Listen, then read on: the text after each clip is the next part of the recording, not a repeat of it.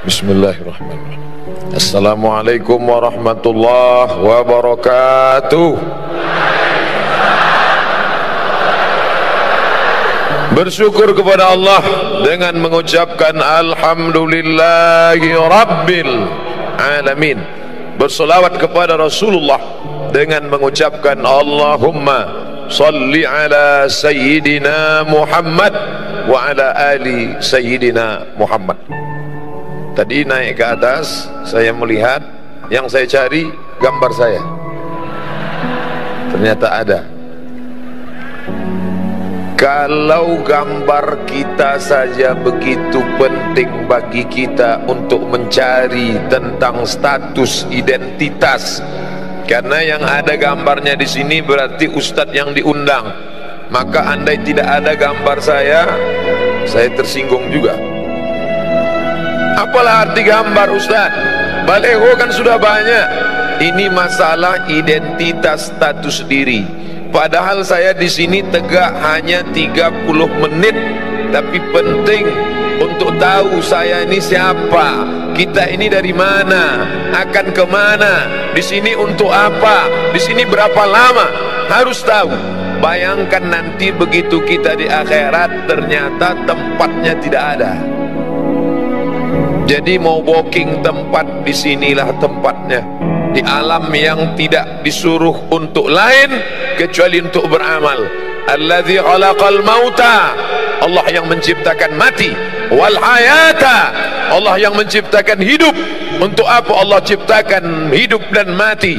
Yang tidur dengan kita tadi malam sama-sama tidur, tidak semuanya bangun pagi ini. Ada yang dibangunkan oleh istrinya, Mas bangun, kita mau lari pagi. Ternyata dokter dipanggil memeriksa leher, tidak lagi ada nafas, hembusan angin tidak lagi ada, denyut nadi tidak lagi ada. Jadi gimana Bu dokter? Bungkus, kain kafan sudah siap, rumah yang besar tinggal tak lagi bermakna. Maka ketika kita hidup sampai pagi ini semua adalah nikmat besar. Ada orang kirim WA ke saya, Ustadz Somad, ya, kenapa Allah ciptakan hidup? Boleh nggak saya minta mati saja, lalu kemudian nggak usah ada sorga, nggak usah ada neraka? Membaca itu saya emosi. Kamu cari jembatan, kamu terjun, mati saja kamu. Habis itu dia nggak WA lagi. Saya yang cemas, jangan-jangan dia betulan terjun. Padahal kalau dia mau cari jawabannya ada di juz 29 surat yang pertama. Kalau dibaca 30 ayat ini sebelum tidur malam, dijaga Allah dari azab kubur. Kita bolak-balik minta, Allahumma inni a'udzubika min azabi jahannam wa min azabil qabr. Minta jauhkan dari azab kubur. Tapi kalau kau baca 30 ayat ini, Allah jauhkan dari azab kubur. Apa dia? Surat Al-Mulk juz 29 surat yang pertama. Tabarakalladzi biyadihil mulku wa huwa ala kulli syai'in qadir. Alladzi khalaqal mauta, Allah yang menciptakan mati. Wal hayata, Allah yang menciptakan hidup. Allah ciptakan hidup, Allah ciptakan mati. Lalu engkau berada di antara dua tangisan. Saat engkau lahir, engkau menangis. Saat engkau mati, engkau akan dilepas dengan tangisan. Saat engkau lahir, engkau menangis.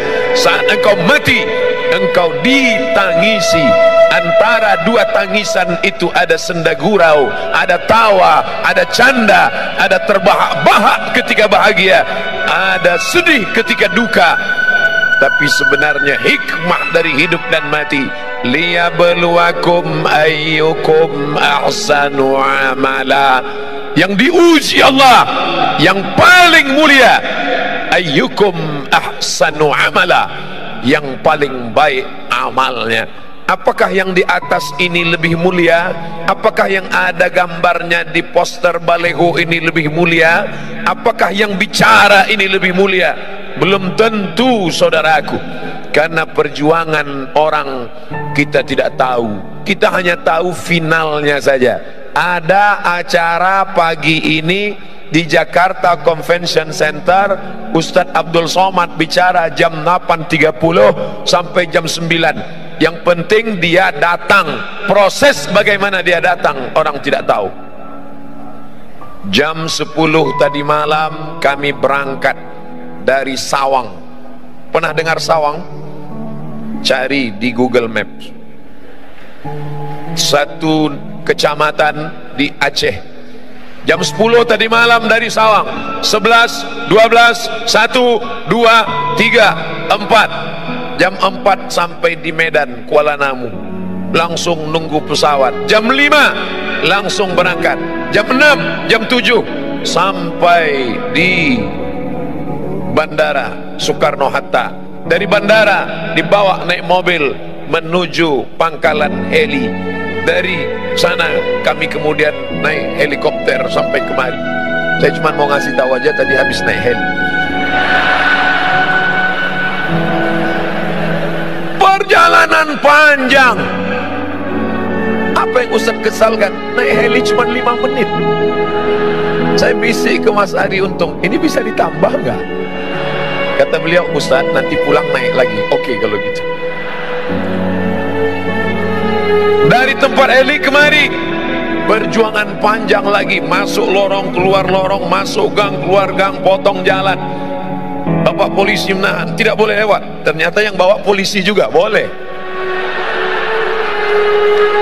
Akhirnya sampai kemari.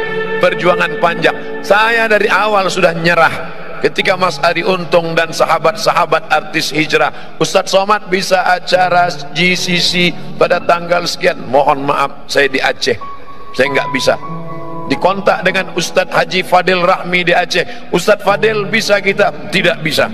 Tapi ternyata semangat sahabat-sahabat. Saya ternyata datang bukan mengajar, saya justru belajar dari semangat mereka. Allahu Akbar. Saya belajar dari mereka. Nampaknya saya yang mengajar. Dibuatkan gambar Ustadz Somad, diapit oleh UBN dan Ustadz A'agib. Di bawah ada Ustadz Felix Siau, Ustadz Salim Afillah. Di atas kepala saya ada bulatan. Biasanya yang di atas kepalanya ada bulatan itu dua, orang suci dan hantu. Yang tampil ke depan Ustadz Somad, tegak berdiri, ceramah, lantang, assalamualaikum. Foto lah. Tapi ternyata di balik itu ada manusia-manusia yang luar biasa. Kita belajar dari mereka. Belajar di buku biasa, belajar di kertas biasa. Tapi Nabi mengajarkan, man salaka tariqan, siapa yang melewati suatu jalan, yaltamisu fihi ilman, di jalan itu dia mengambil ilmu. Ilmu bukan cuma di perpustakaan, ilmu bukan cuma dalam ayat-ayat, ilmu bukan cuma yang tersurat, tapi ada yang tersirat dalam persahabatan, dalam pertemanan. Ada ilmu yang banyak saya dapat dari mereka. Sahhalallahu lahu bihi tariqan ilal jannah, Allah mudahkan jalan menuju surga. Dan semua yang hadir ini mendapatkan pahala jihad. Man kharaja, siapa yang keluar rumah fi talabil ilmi, untuk mencari ilmu dengan niat tidak lain. Kita bukan orang partai, kita bukan orang ormas, kita tidak ada kepentingan politik, kita bukan bisnismen. Semuanya hanya melangkahkan kaki, bismillahi tawakkaltu ala Allah, la haula wala quwata illa billah. Langkahkan kaki, semuanya mendapatkan pahala jihad fi sabilillah. Amin. Tapi selesai acara langsung pulang. Jangan nanti sampai jam 2 malam nggak pulang. Istrinya nelpon, Mas di mana? Jihad. Saudara yang dimuliakan Allah Subhanahu wa taala, pelajaran pertama yang ingin saya sampaikan, mari kita melihat proses, jangan hanya melihat hasilnya. Hasilnya tabligh akbar, hasilnya pengajian, tapi proses di belakang ini luar biasa. Saya ketika itu mau berangkat ke Mesir tahun 1998. 20 tahun yang lalu. Beberapa anak yang bukan dari Jakarta, pelatihan di Jakarta, anak Jakarta, Bogor, Tangerang, Bekasi, hari libur mereka pulang ketemu orang tua. Kami yang dari Riau, dari Aceh, dari Madura, dari Jawa, dari Kalimantan, dari Sulawesi enggak pulang karena ongkos mahal. Jadi kami jalan-jalan. Ayo kita jalan-jalan yuk. Ayo. Kamu pernah di Jakarta? Enggak, baru sekali. Kalau gitu kita naik Metro Mini aja. Kami pun jalan. Turunnya di mana? Nanti kalau ada tulisan Plaza kita turun. Turun di Plaza Jakarta. Kami sangka mall. Sampai ke dalam kantor banyak. Teman saya duduk. Waktu kami sedang keliling, teman saya satu orang duduk di kursi. Dia duduk lama di kursi. Terus saya heran, ente ngapain duduk di sini? Terus dia nunjuk. Ada apa? 15 juta. Ada kursi harga 15 juta. Terus ngapain kamu duduk? Kita nggak punya, paling nggak seumur hidup pernah duduk sekali aja. Semua orang ingin duduk di kursi kayu jati, ukiran indah, dipajang di Plaza Jakarta. Harganya 15 juta tahun itu 1998, 20 tahun yang lalu. Orang hanya tahu hasilnya, finishnya, finalnya, bahwa dia kursi mahal. Tapi orang tidak pernah tahu proses dia menjadi kursi yang mahal, bahwa dia berasal dari Nun, hutan pedalaman Jawa. Berapa lama dia di tengah hutan, digergaji, dipotong, dikuliti, dipahat, diukir, di kertas pasir, didempul, disayat, disobek, dipotong. Setelah itu dipaku, dibawa ke Jakarta, lalu kemudian dicat, bernis, cantik, indah, barulah dipajang. Orang hanya melihatnya. Berjalanlah ibu-ibu bisnismen, wanita karir yang kaya dengan suami yang super kaya, gayanya luar biasa walaupun hutangnya di mana-mana. Jalan mereka, papa, kita beli kursi ini ya. Iya, begitu lihat harganya. Banyak suami yang tekanan darah tinggi karena keinginan istri yang luar biasa. Jangan, Allahu Akbar. Apa yang terjadi? Orang tahu hasilnya, tapi proses dia untuk sampai ke Jakarta orang tidak pernah tahu. Seorang gadis cantik jelita melihat di etalase kaca cincin indah rupawan berjalan bersama seorang laki-laki yang gagah perkasa. Mas, nanti di hari pernikahan kita pakai cincin ini ya. Iya, cincin emas kuning berkilau dengan permata intan yang luar biasa. Orang cuma tahu cincin emas disematkan di tangan seorang mempelai perempuan, tapi orang tidak pernah tahu proses cincin itu menjadi cincin bagaimana. Dia Nun dari pedalaman sungai di Kalimantan. Mereka mengambil kuali. Kuali bukan untuk masak, tapi saat itu dimasukkan tanah liat yang kuning, dimasukkan ke dalam kuali, digoyang di tepi sungai untuk memisahkan tiga yang kuning. Kuning tanah liat, kuning emas, dan kuning satu lagi.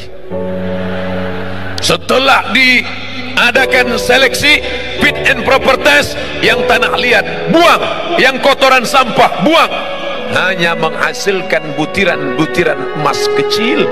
Butiran emas ini disatukan dengan emas, lalu kemudian dibakar, diberi merkuri, lalu kemudian dipahat, lalu kemudian diukir, lalu kemudian dibentuk, dilihat oleh tukang emas yang begitu indah dengan kacamata super besar.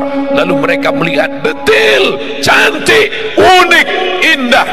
Orang tidak pernah tahu proses itu, orang cuma tahu hasilnya saja. Allah tidak tanya kita, hai sahabat hijrah, sudah berapa orang yang kau buat bertobat? Hai ustadz, sudah berapa orang kau beri hidayah? Ustadz somad ceramah di tempat orang yang sudah baik-baik. Ini yang di depan saya ini insya Allah semuanya baik-baik, amin. Mereka meluangkan waktunya di hari libur, tinggal di ibu kota Jakarta, sibuk, macet, ribet, sulit, susah. Pagi dia sudah keluar rumah jam 4, masuk kantor jam 7.30, pulangnya jam 4 sore, sampai rumah jam 8 malam. Senin, Selasa, Rabu, Kamis, Jumat, 5 hari penuh dengan tekanan. Di kantor ditekan atasan, di jalan kena tilang, di rumah ditekan istri. Kalau dia tidak ngaji, maka dia akan stres.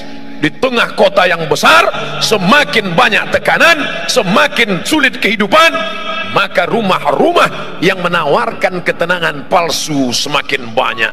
Anda stres, Anda tertekan, Anda depresi, hadirlah ke rumah ini. Naikkan kaki kanan ke paha kiri, naikkan kaki kiri ke paha kanan, pejamkan mata, tarik napas panjang-panjang. Tarik, tarik, tarik, tahan, keluar dari belakang. Tidak ada jalan lain kecuali ketenangan yang didatangkan oleh pengajian. Alhamdulillah. Tapi yang ini sudah baik, Ustaz. Ini ring 1. Ini orang-orang yang sudah dapat hidayah. Lalu yang menyentuh mereka yang masih di diskotik, yang masih di lapangan parkir, yang masih di tempat-tempat maksiat, yang masih dugem. Ustaz kayak tahu aja dugem, tahu, duduk sambil gemetar. Yang masih melakukan perbuatan dosa, siapa yang menyentuh mereka? Ustaz Somad hanya tabligh akbar di depan orang banyak. Semuanya sudah siap. Mobil disiapkan, pesawat disiapkan, helikopter disiapkan, ojek disiapkan, tempat duduk disiapkan, pentas disiapkan. Kalau mau berdiri silakan berdiri, nanti kalau nggak tahan silakan duduk. Bantal sudah siap kalau mau baring, mikrofon sudah siap, lampu sudah terang, semuanya sudah oke. Abdul Somad jihadnya tidak ada, tapi nun di sana. Dia bukan LCMA, dia bukan ustadz, dia bukan doktor, dia tidak pernah di Mesir, dia tidak pernah di Kairo, dia tidak pernah di Madinah, tapi ternyata dia lebih mulia daripada Ustadz Somad. Yang mengatakan begitu siapa? Nabi Muhammad sallallahu alaihi wasallam. Ayyahdiyallahu bika rajulan wahidan. Satu orang dapat hidayah dari mulutmu, khairum min humurin na'am, lebih baik daripada kau memiliki seekor onta yang merah. Onta merah, kendaraan termahal zaman Nabi SAW. Siapa yang mendapatkan itu? Bukan engkau Ustaz, bukan engkau Ustaz. Foto siapa yang Ustaz tunjuk? Ya saya sendiri. Ustaz lainnya nggak boleh. Bukan engkau Ustaz Somad, tapi mereka yang di sana di sela-sela ngobrol sambil makan. Dia tidak ceramah. Jangan mentang-mentang udah ngaji lalu pulang dari sini kumpulkan teman-teman, assalamualaikum, neraka jahanam, neraka, neraka. Bukan begitu. Sambil ngobrol, bro, kita ini udah lama kenal ya. Iya. Kerja kita gini terus ya. Iya. Kerja, pulang makan tidur, pulang, dapat rumah pribadi, mobil pribadi, rumah pribadi, kebun pribadi, bini pribadi. Terus habis ini kita mau kemana ya? Hidup ini mau kemana ya? Kita sudah buat apa ya? Masa hidup kita gini-gini terus? Makan, tidur, nikah, punya anak, punya rumah. Makan, tidur. Apa beda kita dengan ikan mas koki dalam akuarium? Makan, siang kasih pelet, sore kasih pelet. Habis itu punya anak. Habis itu mati lampu, mati. Apa beda kita dengan ayam yang diternak, dikasih makan, dikasih makan, dikasih makan, kawin, bertelur, punya anak, habis itu dipotong, mati. Orang hidup tidak punya misi. Siapa orang yang paling rugi? Pernah hidup di atas muka bumi Allah, bernafas dengan paru-paru titipan Allah, dengan udara dari Allah, buah pinggang pinjaman dari Allah, tapi tak pernah mengajak orang ke jalan Allah. Mengajak bukan mengejek, merangkul bukan memukul. Saya tahu paham masih ada yang belum pakai jilbab utuh, masih pakai jilbab pasrah tapi tak rela. Ustadz Somad siapa? Buya Hamka, Haji Abdul Malik Karim Amrullah. Doktornya 3 dari Al Azhar Kairo, doktor. Dari Universitas Sutomo Beragama, doktor. Dari Universiti Kebangsaan Malaysia, doktor. 3 doktornya. Saya sakit hati dengan Buya Hamka. Saya 4 tahun di Mesir, Al-Azhar cuman ngasih LC, lagi cemas. Buya Hamka nggak pernah di Mesir, tidak pernah kuliah di Al-Azhar. Al-Azhar yang mengundang dia. Buya Hamka datang ke Jakarta, langsung dikasih doktor honoris causa. Hamka luar biasa. Ketika Buya Hamka pengajian di Bandung, ada seorang perempuan tidak pakai jilbab, kukunya panjang, kuteknya tebal. Selesai pengajian, perempuan itu mendekat. Buya, ya, saya masih begini penampilan saya, boleh saya ngaji? Silakan. Gimana pendapat Buya? Anakku, nanti kalau imanmu menebal, kutekmu akan menipis. Lembut tapi sampai ke sanubari. Kalau imanmu menebal, kutekmu akan menipis. Saudariku, kalau imanmu menebal, lipstikmu akan menipis.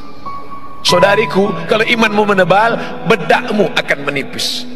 Ustadz nunjuknya kok ke sini. Nanti kalau ke sini kebetulan kena wajahnya tersinggung. Saudara yang dimuliakan Allah Subhanahu wa taala, "Lau kunta fazzan ghalizal qalbi", kalau kau kasar, kata-katamu menyinggung perasaan, tidak mungkin mereka akan mendekat. Sedangkan Nabi Musa gagah, perkasa menghadapi Fir'aun, kejam, zalim, luar biasa. Tapi apa kata Allah? Wa qula lahu qawlan layyina, katakanlah kata-kata yang lembut, la'allahu yatadzakkara aw yakhsha, mudah-mudahan Fir'aun tersentuh hatinya. Makanya Fir'aun tidak meminta, ya Allah beri aku tongkat abrakadabra bim salabim, kalau dipukul ke laut merah akan terbelah jalan. Berikan aku tongkat, kalau aku pukul ke lantai memancar 12 mata air. Tidak. Apa yang diminta oleh Musa? Rabbis rahli sotri, lapangkan dadaku, lapangkan dadaku menerima orang banyak ini menghadapi Fir'aun. Wa yassirli amri, mudahkan urusanku. Wahlul uqdatam min lisani, mudahkan urusanku. Wahlul uqdatam min lisani, hilangkan yang membuat aku tidak bisa bicara, sulit aku bicara. Wahlul uqdatam min lisani, supaya apa? Yafqahu qawli, supaya mereka paham ucapanku. Itu juga doa tadi yang saya baca sebelum naik ke atas. Ya Allah, yang akan kuhadapi ini hambamu, yang kuijak ini bumimu, yang kukatakan ini firmanmu, yang kusampaikan ini sabda nabimu. Tolong aku, tak ada beda aku dengan mereka. Aku sama-sama hina, rendah, tak ada apa-apanya. Ini kuasamu ya Allah. Begitu juga dengan adik-adik yang kebetulan di kantornya, di kampusnya jadi rohis, bicara depan orang banyak. Ustadz Somad, tolong beri kami pelatihan Ustaz. Saya kalau ngomong depan orang rasanya mikrofon tuh mau copot. Assalam. Gimana sih caranya Pak Ustaz? Anggap yang ada di depanmu itu, walaupun dia menteri, walaupun dia profesor, walaupun dia pejabat, walaupun dia orang kaya, engkau hamba Allah, aku hamba Allah. Engkau hebat karena kau duluan lahir. Walaupun kau orang kaya, walaupun kau pejabat, walaupun kau konglomerat, walaupun kau diplomat, walaupun penjual tomat, maka engkau semuanya sama di hadapan Allah. Tapi dalam hati aja, jangan diomongin. Jangan nanti diminta. Berikut ini mari kita dengarkan kultum dari adik kita rohis. Walaupun kalian pejabat, walaupun kalian orang kaya, nanti dia tersinggung. Cabutlah kalau gini. Saudaraku yang dimuliakan Allah Subhanahu wa taala, hidup ini berapa lama? Kemarin baru reuni dengan teman-teman, 20 tahun nggak ketemu. Ke Mesir 98, sekarang 2018, 20 tahun nggak ketemu. 20 tahun yang lalu imut-imut, sekarang tahu sendiri. 20 tahun nggak ketemu, pertanyaannya anak kamu berapa? Anak kamu berapa? Ada juga yang iseng, istri kamu berapa? 30 tahun gak ketemu, pertanyaannya sudah mulai berubah. Kamu sakitnya apa? Aku di bawah, asam urat. Aku di tengah, jantung koroner. Aku diabetes meletus. 40 tahun gak ketemu, pertanyaan mulai berubah. Makam Somad di mana? 50 tahun nggak ketemu, pertanyaan mulai berubah, ente pakai pampers merek apa? Hidup ini tidak lama saudaraku. Makanya kalau ada tetangga kita, teman kita, kawan kita gayanya sombong, sabar, nggak lama lagi mati. Yang penting itu bukan dia akan sakit, dia akan sakit, dia akan depresi, dia akan stres, dia akan mati sebelah, dia akan mati. Yang penting itu bagaimana kita menyelamatkan dia, jangan sampai su'ul khatimah. Bukan kita ingin selamat sendiri. Orang beriman tidak boleh selamat sendiri. Yang penting saya selamat, yang penting istri saya selamat, yang penting anak saya selamat, yang penting keluarga saya selamat. Masalah orang lain bukan urusan saya. Bukan orang beriman. La yu'minu ahadukum, kamu tidak beriman hatta yuhibba li akhi, sampai kau sayang kepada saudaramu ma yuhibbu li nafsi, sama seperti sayang pada diri sendiri. Inilah dunia. Dunia ini bukan luas saudaraku. Inilah dunia pentas panggung sandiwara. Dari ujung, tengah, sampai ke ujung. Semua yang naik ke atas pentas ini pasti turun. Semua yang naik ke atas pentas ini pasti turun. Agim sudah naik ke atas pentas ini? Sudah. Habis masanya beliau turun. Ustadz Hanan Attaqi sudah turun. Ustadz UWN sudah turun. Ustadz Salim sudah turun. Sekarang giliran saya. Nggak lama lagi nampaknya turun juga. Tidak lama.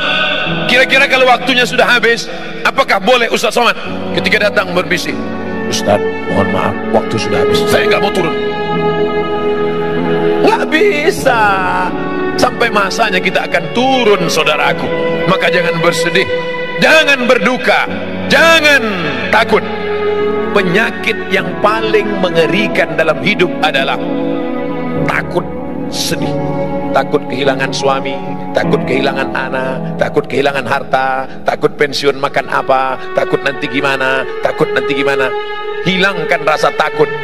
Takut Pak Ustaz, ada yang maha besar. Angkat kedua tanganmu, serahkan pada Allah. Allahu Akbar. Kepala ini terlalu kecil saudaraku. Kepala terlalu kecil.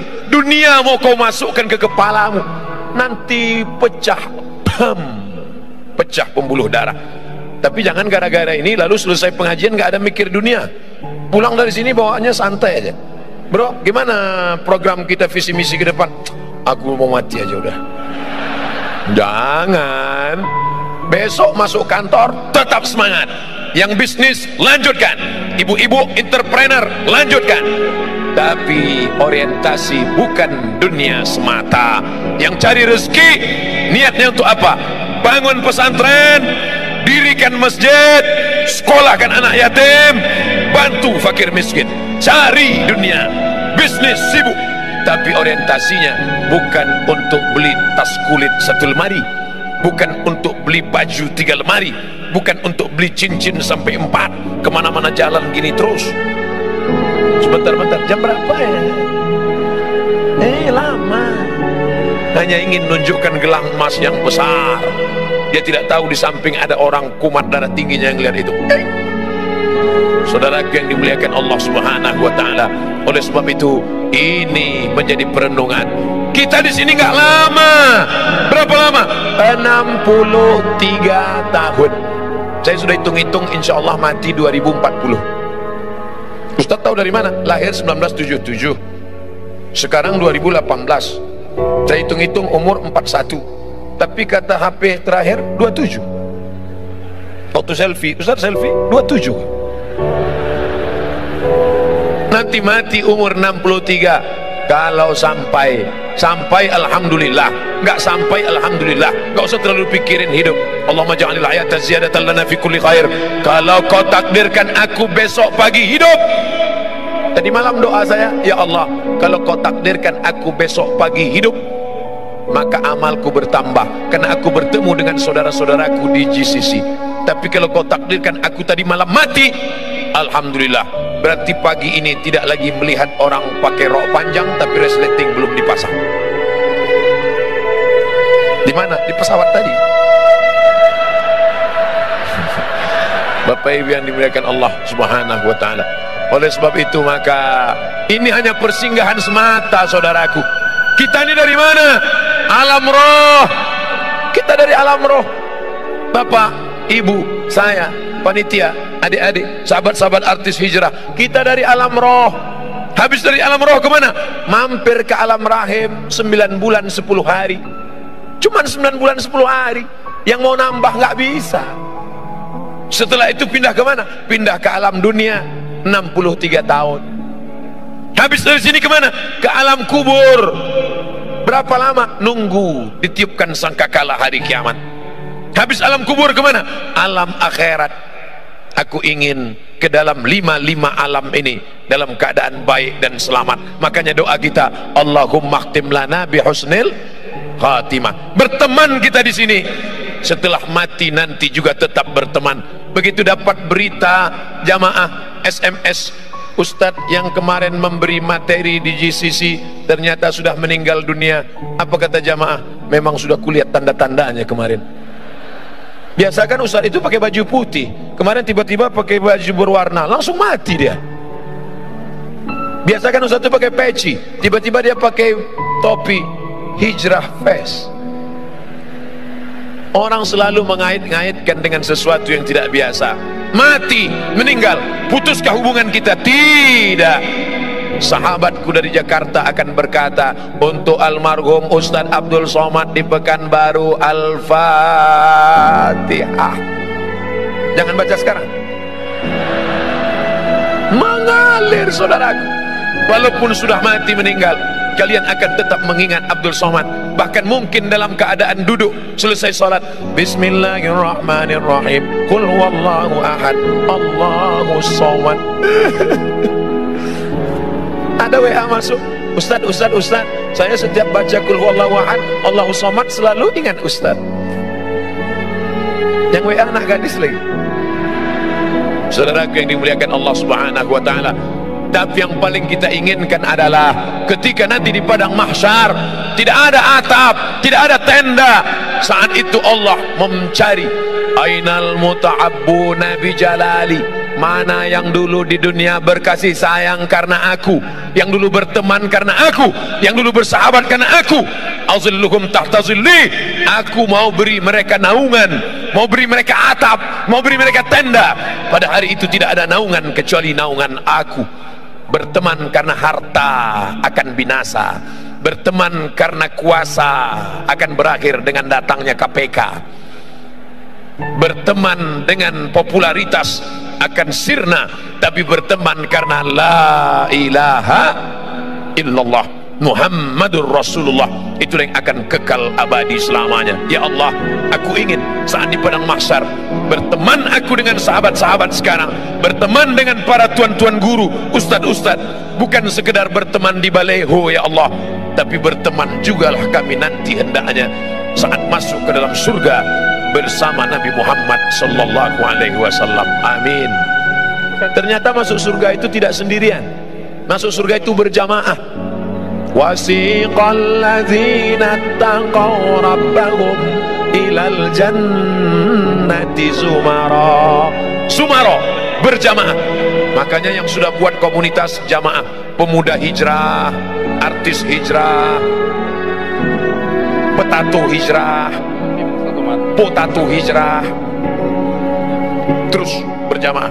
Pejuang subuh, geng motor syariah, jombloan sejati, terus harus komunitas hijrah. Hari ini berkumpul semuanya dalam komunitas yang besar bernama Hijrah Fest.